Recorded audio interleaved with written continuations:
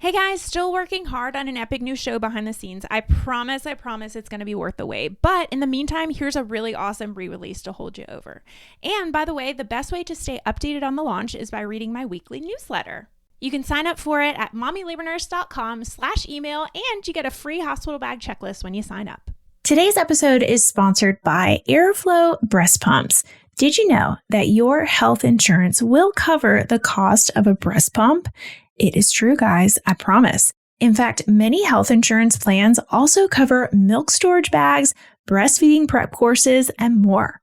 At Airflow Breast Pumps, you can shop top-rated breast pumps from brands like Medela, Spectra, and Motif without ever opening your wallet. Fill out their quick and easy insurance eligibility form, and they'll take care of the rest. It might just be the easiest thing that you do during your whole pregnancy.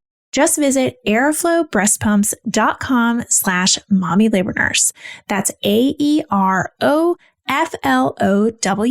breastpumps.com/mommylabornurse to find out why more than 1 million moms have chosen Airflow breast pumps to get their pump through insurance.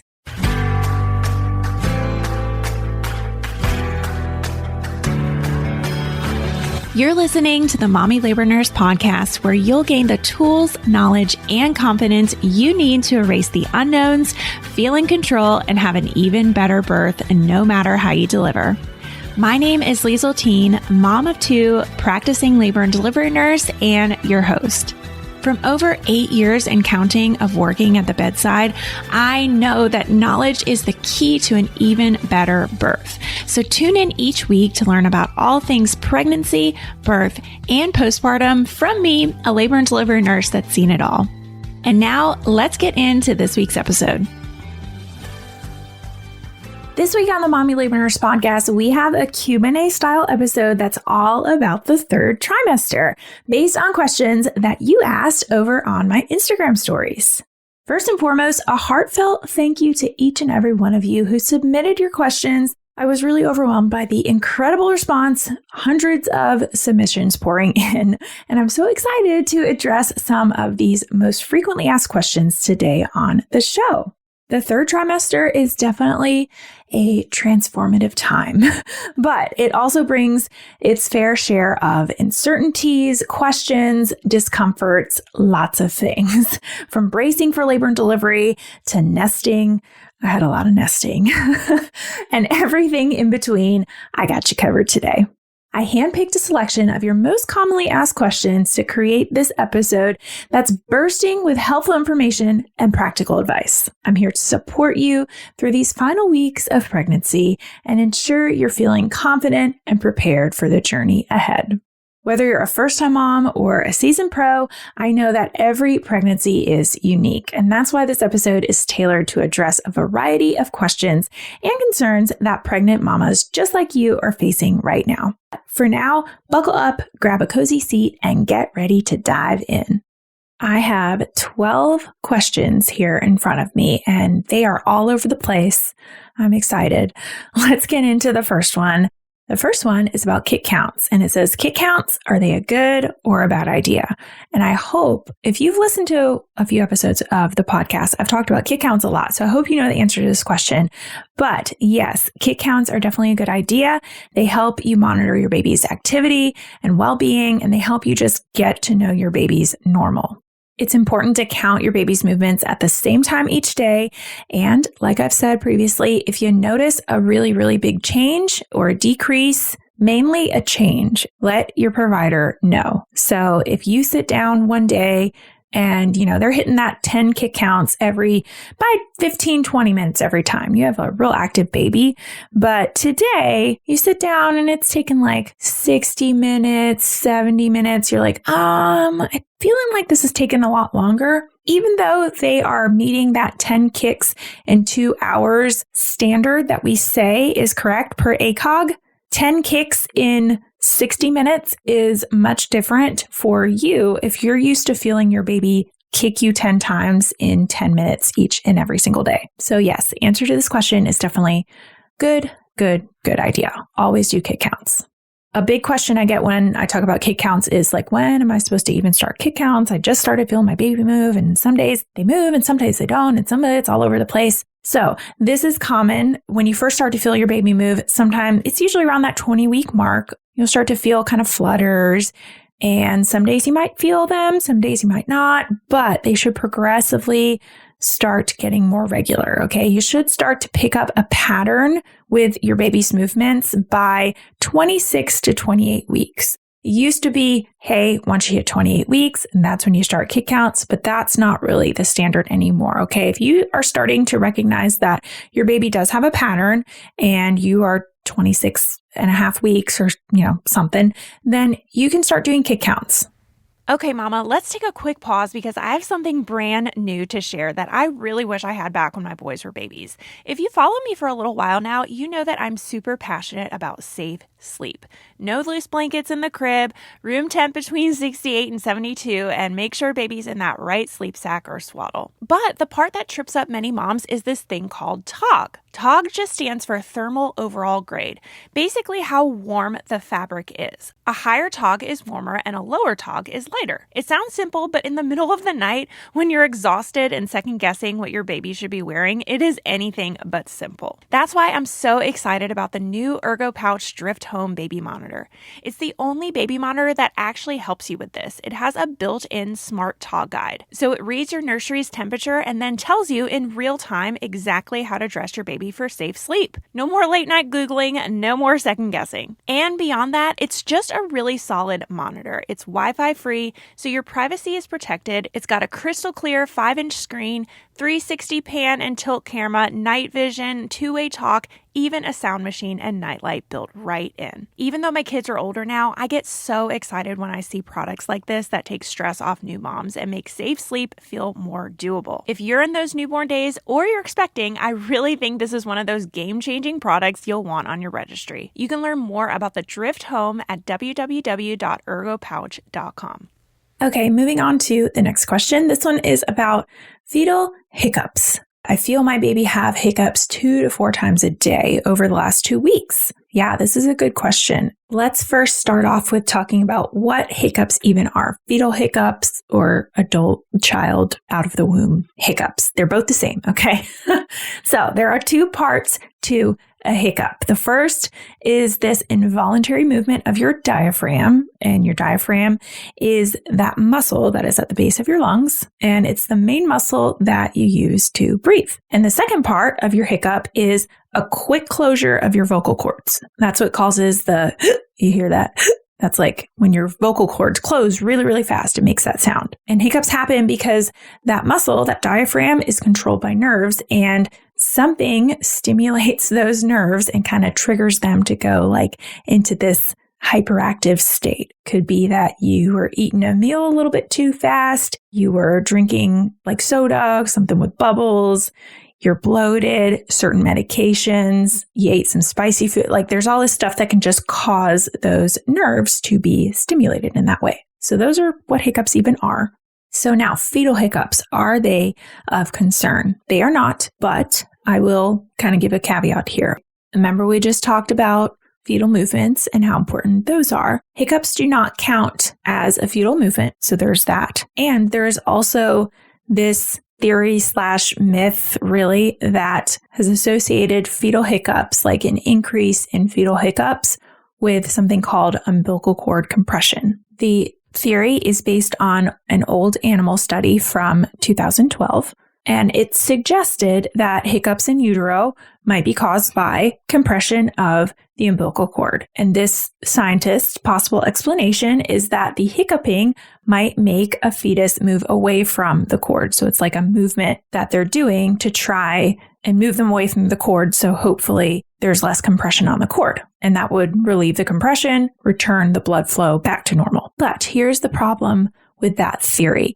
If that were true, we would be seeing that a lot more with babies who we already know have umbilical cord compression issues. And that is not happening currently. So what I will say about hiccups is if you are counting hiccups along with your kick counts, don't do that. So if you're having increased hiccups in absence of fetal movement, yes, absolutely. that is an issue and you need to see your provider about it. But if your baby is continuing to meet their kick counts in a normal way for you and your baby's having a lot of hiccups, just because they are hiccuping more does not suggest that there is something wrong. Now, I will say, you know your baby better than I do. So if you're like, yeah, Liesl, but I still want to get it checked out, go get it checked out. That's what I have to say about that.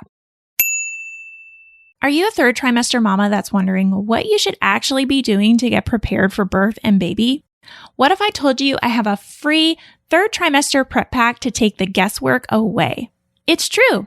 Inside of this jam-packed set of printable PDFs, you'll get instant access to our super popular hospital bag checklist, birth plan templates created by my team of L&D nurses, a third trimester to-do list with over 20 different things on it, my exclusive list of postpartum essentials, and more.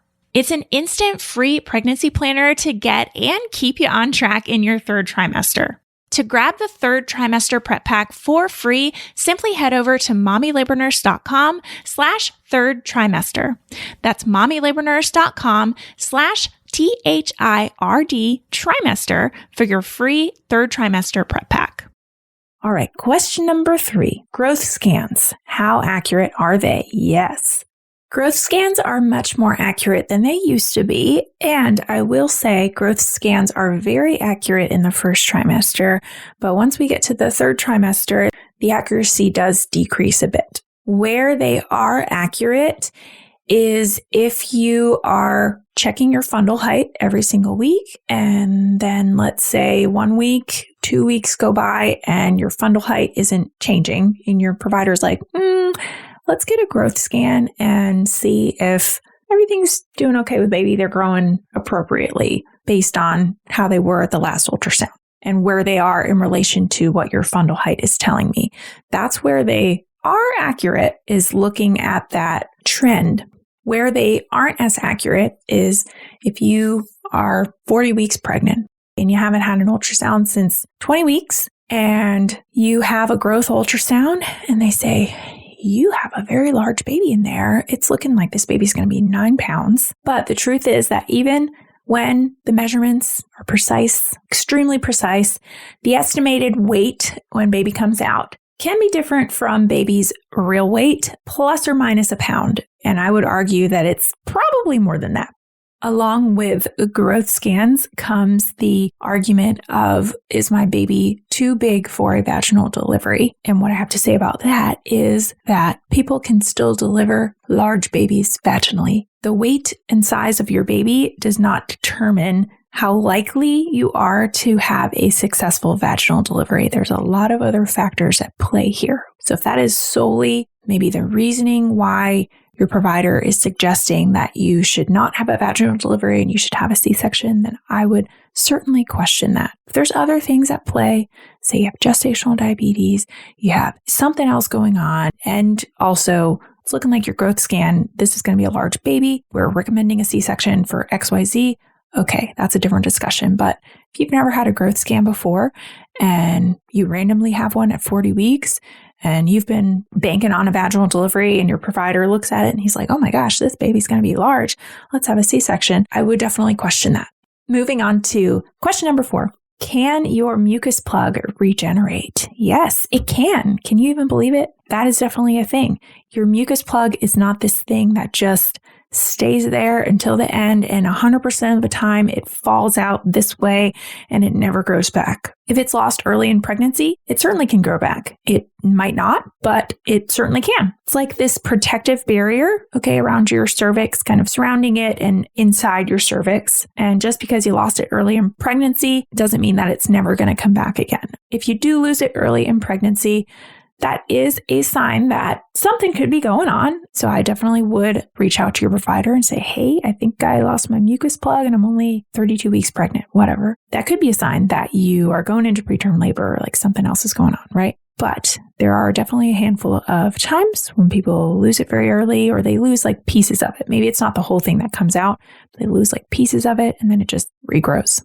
Okay, number 5, do planned C-section moms need to be tested for GBS? what I have to say about this is if you are 100% certain I'm having a planned C-section, there's absolutely no way that I am not having a planned C-section.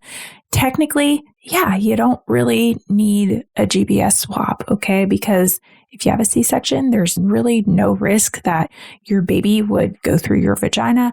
And that is how we pick up that flora if you were positive for GBS. But what I will say to this is, as much as you think that you will have a planned C-section, it is set in stone. There are cases that, especially if it's your second or third or however many times baby, that you go into labor and it happens very fast and you show up at the hospital and you don't have a planned C-section, you have a vaginal delivery. So if that happens, it is a good idea just to know your GBS status. Because if it is positive, then we know, okay, she had a vaginal delivery. She's positive for GBS. She didn't get her antibiotics because she came to the hospital really fast and there was no time for antibiotics, right? But she was positive for GBS. We just know that this is something, signs and symptoms we want to look out for with baby. All right, number 6, morning sickness. Can it return?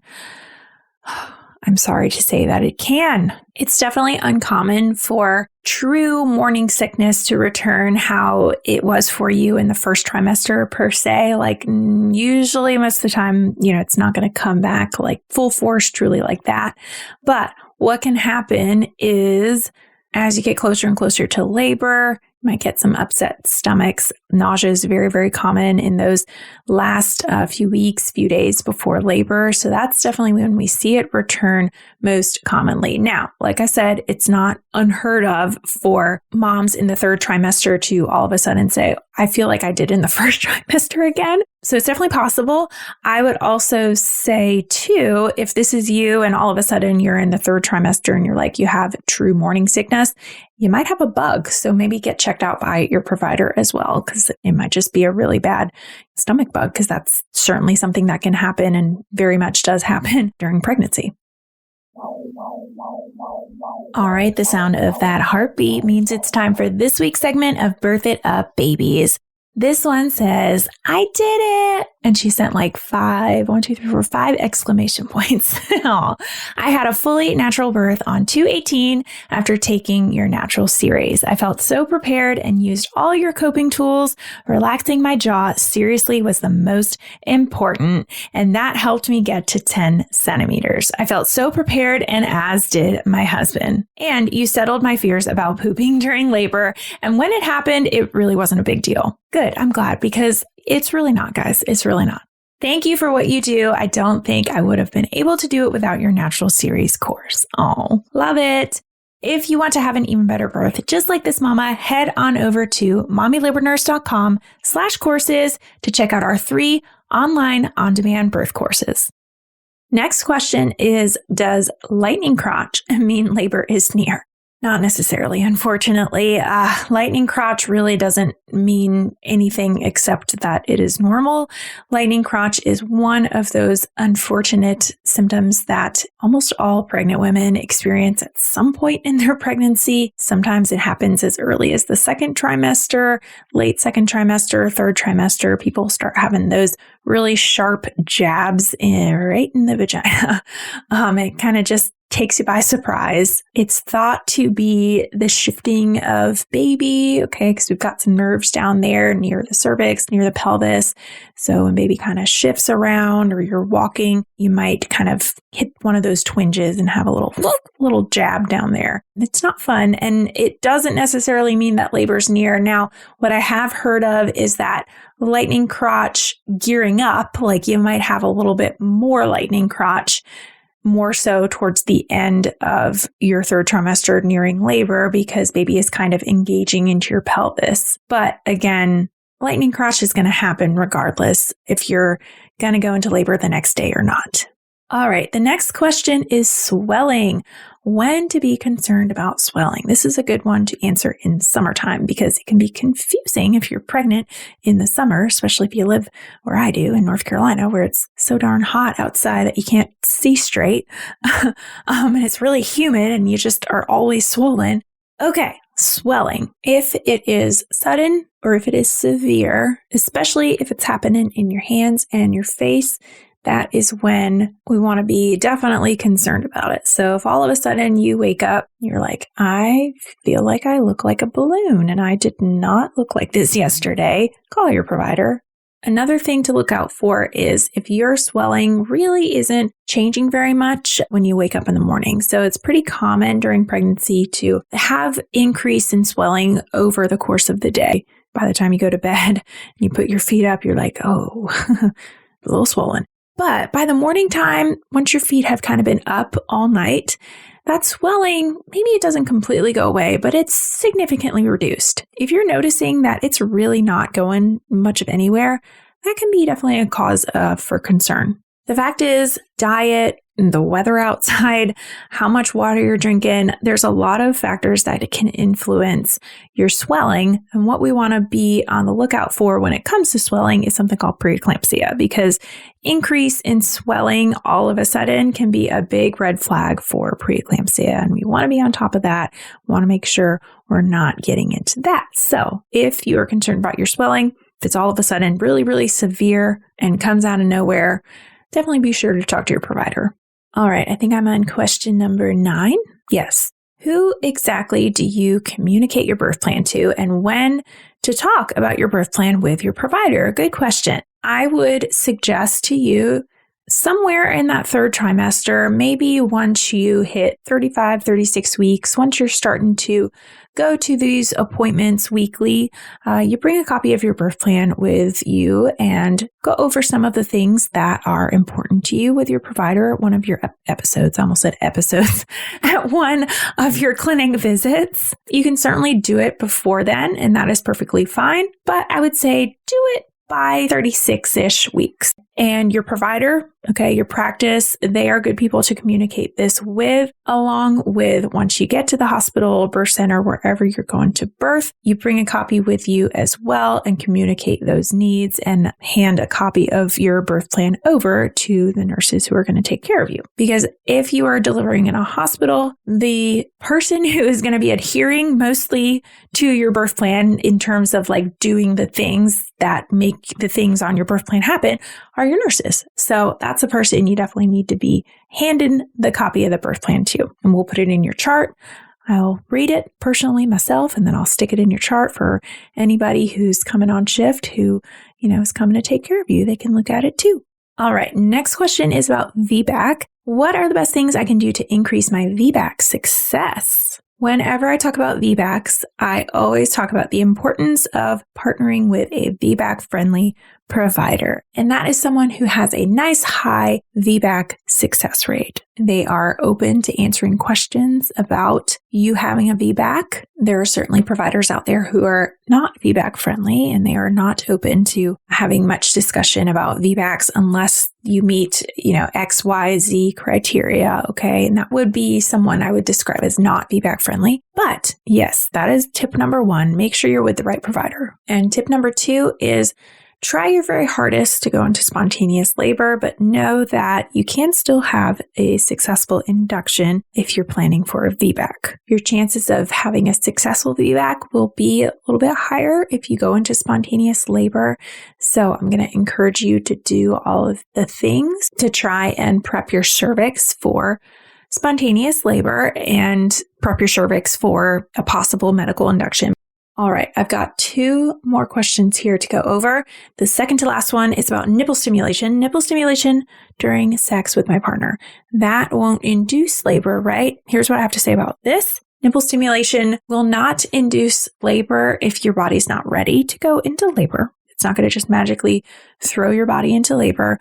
What it will do is it will put you into labor if your body is ready to go into labor, and it also might prep your cervix for labor if you are nearing term. But as long as you have a low-risk pregnancy, nipple stimulation during sex is perfectly fine and will not cause you to have preterm labor. Final question is, do you feel baby move during labor? You should. Yes, you definitely should. In fact, if you are in early labor and you're feeling your baby move a lot less, that is an indication to come to the hospital and get checked out for sure. We still want that baby to be moving just as much as it should be moving if you're not in labor. That's still a sign that something might not be right and we need to check a little closer. So yes, you should feel your baby move during labor. Sometimes I would say people, especially deep in labor, as they're contracting heavily and it's pretty painful, they might feel their baby move less because they're more focused on the pain, but you still, if you're in tune with your movements, should be feeling your baby move just as much during labor as not in labor. All right, well, that is it for this episode. Next week on the Mommy Labor Nurse podcast is another solo episode for you guys. I'm going to be talking about itching during pregnancy. Yes, it's a whole episode on itching and what's normal and what's not, because it's not just about cholestasis, because I know that usually, well, you guys, some people might have not heard this episode, but I know I've talked about this on the podcast before, that if you are having itching on your hands and your feet, that is a sign of cholestasis, but there's also other things that can be itchy and other itching related subjects to talk about during pregnancy. So that is next week's episode. I will see you guys then. Already feeling a little more confident about pregnancy, birth, and newborn life? Don't forget to hit that subscribe button so you can continue to erase the unknowns and never miss an episode. And if you're looking for even more, Instagram is definitely where I hang out the most. Come join our community of more than 500,000 moms for birth education, tips, and solidarity. You can find me at mommy.labornurse. Check out today's show notes and a searchable library of every Mommy Labor Nurse podcast episode at mommylabornurse.com/podcast. And while you're there, be sure to head to the blog to learn about our online birth classes too. See you next week, and remember, you can have an even better birth no matter how you deliver.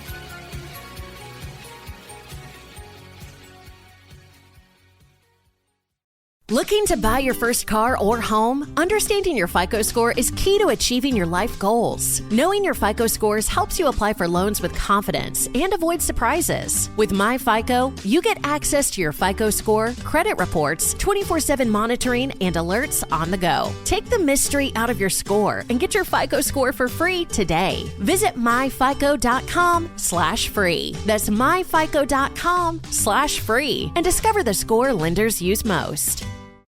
Your joints and bones carry you through life. Take care of them with one of nature's most powerful supports. Azure Wells Cod Liver Oil is rich in vitamins A and D and packed with omega-3s to help strengthen bones, support mobility, and reduce inflammation from the inside out. It's our best-selling product for a reason.